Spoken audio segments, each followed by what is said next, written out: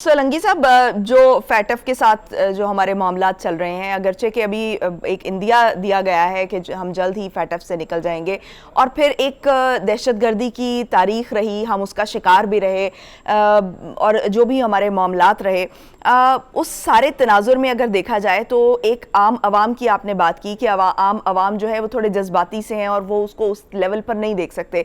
तो ऐसे मौके पर और इन तमाम तनाजुर में देखते हुए तो क्या जो, क्योंकि इसका इम्पैक्ट एक आम आदमी तक जाएगा और वो क्या इसको सीरियस नहीं लेगा। एक तो इमरान खान की बात हो गई ना कि इमरान खान जो है वो इसको इस तरह से प्रेजेंट करने की कोशिश करें, लेकिन एक आम आदमी भी है जो रिसर्च नहीं करेगा या जो इतना ज़्यादा उस बहुत डीप लेवल पर जाकर नहीं देखेगा, लेकिन जो सतही सोच रखता है, क्योंकि आम आवाम ज़्यादातर सतही सोच रखते हैं, उनके जो सियासत वाले मामला होते हैं उनके ऊपरी सतह तक जो है वो उनका एक आप देखें कि हम उनको देखते हैं, तो क्या उन तक जो जब ये बात जाएगी तो वो इसको ये उनके लिए थ्रेटनिंग नहीं होगा कि वो पाकिस्तान के बारे में ऐसी बात कर रहे हैं?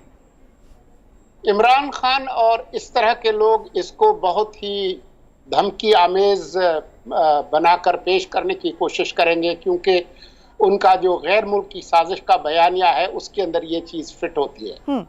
लेकिन आपका और मेरा काम क्या है? हमारा काम ये है कि जो हकीकत है, जिस तरह से हमें नजर आ रही है, उस तरह से लोगों को बताएं जी। क्योंकि जो मीडिया है या जो दानिश्वर हैं वो भेड़ चाल पे नहीं चलते, लोग क्या सोच रहे हैं फिर हम उनके पीछे चले, ऐसा नहीं होता। आपका और हमारा काम लोगों को हकायक अपने तनाजुर के साथ बयान करना है। चाहे लोग उस पर एतबार करें ना करें, वो किसके पीछे चलते हैं ये लोगों का हक है, लेकिन हमारे ऊपर जो है वो बिल्कुल ऐसी ही जिम्मेदारी है जैसे कि जज को इंसाफ करते हुए ये नहीं देखना कि उनके फैसले से लोग खुश होंगे ना खुश होंगे, कौन उनको गालियां देगा, कौन उनकी तारीफ करेगा। राइट, ये बड़ी इंपॉर्टेंट बात है कि जो हमारी जिम्मेदारी जो है वो लोगों को एजुकेट करना है और सही मामले तक जो रसाई है, ताकि लोग जो हैं वो उस एक एंगल को भी जो है वो देख सकें। अच्छा, इमरान खान की साहब की सियासत की बात हो रही है सोलंकी साहब, तो आप क्या समझते हैं कि जो लॉन्ग मार्च है वो जिस तरह से अभी डिले का शिकार हो रहा है, क्या आप समझते हैं कि लॉन्ग मार्च होगा? देखें खान साहब, लॉन्ग मार्च करना और न करना दोनों ऑप्शंस अपने पास रखे हुए। अगर वो उनको यकीन हो जाएगा कि लॉन्ग मार्च से नाकाबिले तलाफी नुकसान पहुंचेगा उनको और उनको किसी किस्म की कामयाबी नहीं होगी, तो वो फिर पतली गली पकड़कर जो है वो पार्लियामान में वापस आने की कोशिश करेंगे। शायद वो जाती तौर पर खुद ना जाएं, लेकिन उनकी पार्टी जा सकती है जैसा कि पहले गई है। तो खान साहब मुतजाद बयानिए देने में महारत रखते हैं। मैं अगर उनको मुतजाद खान कहूं तो मुझे कोई हैरत नहीं होगी, क्योंकि हर रोज उनका बयानिया तब्दील होता है। पिछले 4 महीने में आप देखें ना, अभी इन्होंने क्या कहा है कि जी मेरी तो हुकूमत नहीं थी, हुकूमत तो कोई और चला रहा था जी। तो हुकूमत अगर कोई और चला रहा था तो अमेरिका ने किसकी हुकूमत गिराई? अपनी हुकूमत गिराई। एस्टेब्लिशमेंट की हुकूमत गिराई, किसकी हुकूमत गिराई? तो खान साहब का ख्याल यह है कि वो जो कुछ भी कहेंगे उनके जो चाहने वाले हैं वो अंधी तकलीद करेंगे। वो अगर कहेंगे दिन है तो वो कहेंगे दिन है, तो उनको इसकी परवाह नहीं है कि वो मुतजाद किस्म की बातें करते रहें। और उनका वोटर सोलंकी साहब, और उनका वोटर इस तरह का है जो अंधी तकलीद करता है, और उनका सपोर्टर, उनका जो फॉलोअर है वो बहरहाल वो इस तमाम मामले को साथ रखते हुए भी जो है वो बड़े पॉपुलर हैं। देखें, जो पॉपुलर की जो बात है ये बहुत एक रिलेटिव बात है। कौन किस वक्त कितनी देर के लिए पॉपुलर है ये अहम है। आप ये देखें कि 9 अप्रैल को कौन पॉपुलर था? इमरान खान इंतहाई नामकबूल एक वजीर आजम थे। अगर उस दिन या उसके एक हफ्ते बाद इलेक्शन कराते तो खान साहब की अपनी जमानत जब्त होनी थी। तो ये मकबूलियत की जो बात है ये बहुत रिलेटिव है, ये हमें समझना चाहिए।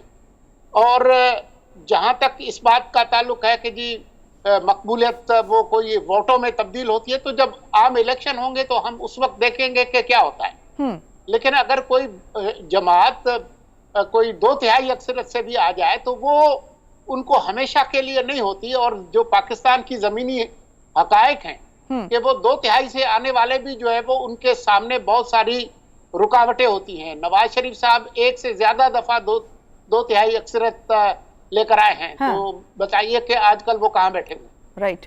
तो सोलंकी साहब, जो फॉरेन फंडिंग केस है, इसमें एफआईए ने जो मुकदमा दर्ज किया है, क्या इमरान खान जो है वो इसको संजीदगी से लेंगे और क्या उनको इसको संजीदगी से लेना चाहिए? क्योंकि कहीं ना कहीं तौहीन अदालत वाला जो मामला था उसमें प्रेसिडेंट्स होने के बावजूद ये कहा जा रहा था कि इमरान खान को कहीं ना कहीं लीनियंसी जो है वो दी जा रही है, लीनियंसी का मुजाहरा किया जा रहा है उनके केसेस में।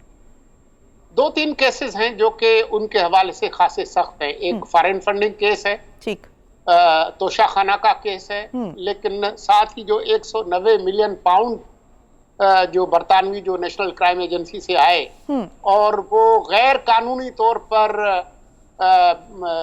वो ट्रांसफर किए गए एक बिजनेस टाइकून को, वो एक बहुत सीरियस केस है क्योंकि उसके क्विड प्रो को है जिसके हवाले से उन्होंने कोई 450 कनाल जमीन हासिल की अलकादरी यूनिवर्सिटी की, जो बात सामने आई है।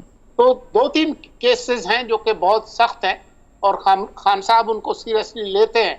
इसलिए तो कोई भी एफआईआर दर्ज होती है तो वो भागे भागे हिफाजती जमानत के लिए जाते हैं बनिस्बतन उन सियासतदानों के जो कि साल जेलों में रहे हैं और जमानत भी नहीं कराई।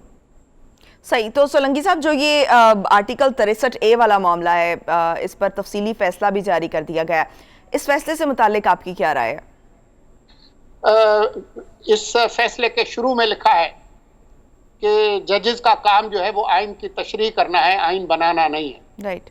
लेकिन 63A की तशरीह करते हुए वो तकरीबन आइन से बाहर निकल गए हैं। ये मेरी नहीं, अक्सर माहिरीन कानून की राय है। इसी वजह से उन्होंने कहा है कि जी तफसीली फैसला आने के बाद हम इसको चैलेंज करेंगे और हम रिव्यू में जाएंगे और दरख्वास्त करेंगे कि ये 5 जज नहीं बल्कि फुल बेंच जो है वो इसका फैसला करे, क्योंकि ये भी एक मुनकसिम फैसला है।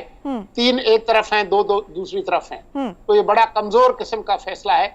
मेरे ख्याल में ये चैलेंज भी होगा और मेरा ख्याल ये है कि कानूनी एतबार से ये बहुत ही कमजोर फैसला है, ये तब्दील होगा। सही। तो इसी तरह आर्टिकल 62(1)(f) का भी मामला है सोलंकी साहब, इसको भी जब ये ज़ेर बहस आया या जब इससे मुतालिक जो है वो फैसले किए गए तो इस पर ये एक डिबेट शुरू हो गई और अभी भी ये कहा जा रहा है कि इस पर जो है वो इसकी मज़ीद तशरीह की ज़रूरत है और जो माहिरीन कानून है वो हमेशा ये बात करते रहे हैं कि इस पर मज़ीद तशरीह होनी चाहिए। तो क्या आप समझते हैं कि एक तो तशरीह होने की बात है, लेकिन दूसरी तरफ पार्लियामेंट में चूंकि कानून साजी होती है तो क्या इस कानून को बदलने की भी कहीं ना कहीं ज़रूरत है, क्योंकि सुकम जो है वो सिर्फ तशरीह में है, या उस कानून की तब्दीली की ज़रूरत है? देखें, जो 62(1)(f) के तहत ताहयात नाअहली जो सुप्रीम कोर्ट का जो फैसला था, खुद वो जज हजरात कह रहे हैं कि ये एक ड्रैकोनियन, एक काला कानून हमने बना दिया है। कानून एज सच है नहीं। ताहयात नाअहली का पार्लिमान का कोई कानून नहीं है। राइट। सिर्फ उसकी तशरीह में ये किया गया है। तो अगर जज हजरात इसको वापस नहीं लेते तो आज नहीं तो कल इसको तब्दील करने की जरूरत होगी, क्योंकि वैसे भी जो ओरिजिनल 62 और 63 थे उसके अंदर ये जो अल्फाज डाले गए हैं सादिक और अमीन, वो ज़ियाउल हक ने डाले थे और तो ज़ियाउल हक की बाक़ियात अभी भी इस आइन के अंदर मौजूद है। मेरे ख्याल में इस पर एक कौमी इत्तिफाक राय है।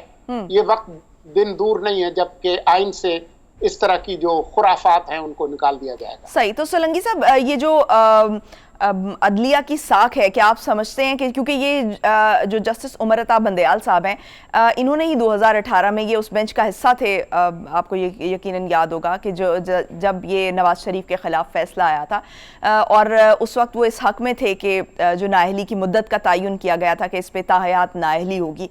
तो क्या अब अगर इस तरह का बयान आता है चीफ जस्टिस की जानिब से, तो क्या आप समझते हैं कि ये अदलिया की साख को बेहतर बनाने की कोशिश की जा रही है? क्योंकि दूसरी तरफ जो इस्लामाबाद हाई कोर्ट की तरफ से जो तौहीन अदालत वाला मामला था जो इमरान खान का था, अगरचे कि सुप्रीम कोर्ट का प्रेसिडेंट था और इसमें माजी में बहुत से सियासतदान इसका शिकार भी रहे और उसके बारे में ये कहा जाता था कि ये पॉलिटिकल विक्टिमाइजेशन के लिए इस्तेमाल होता है, तो लेकिन हमने देखा कि उसके बरक्स फैसला आया, क्योंकि उसको बहुत ज़्यादा चैलेंज किया जाता था या उस पर बहुत ज़्यादा डिबेट की जाती थी कि ये तौहीन अदालत का कानून नहीं होना चाहिए, तो उस पर एक फैसला आया। और इस तरह से अब जिस तरह चीफ जस्टिस का ये बयान आया है, क्या आप समझते हैं कि अदलिया अपनी साख को बेहतर बनाने की कोशिश कर रही है जो माजी में उनके फैसलों से मुतासिर हो चुकी है?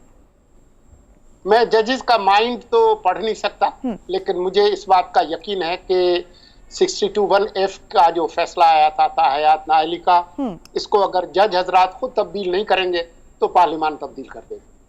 सही, तो पार्लियामान आप समझते हैं कि सियासी जमातें इस पर बैठेंगी और इत्तेफाक राय हो जाएगा इस पर? It's not the matter of if but when that happens. Right, ठीक, बहुत शुक्रिया। मुर्तजा सोलंकी साहब मौजूद थे।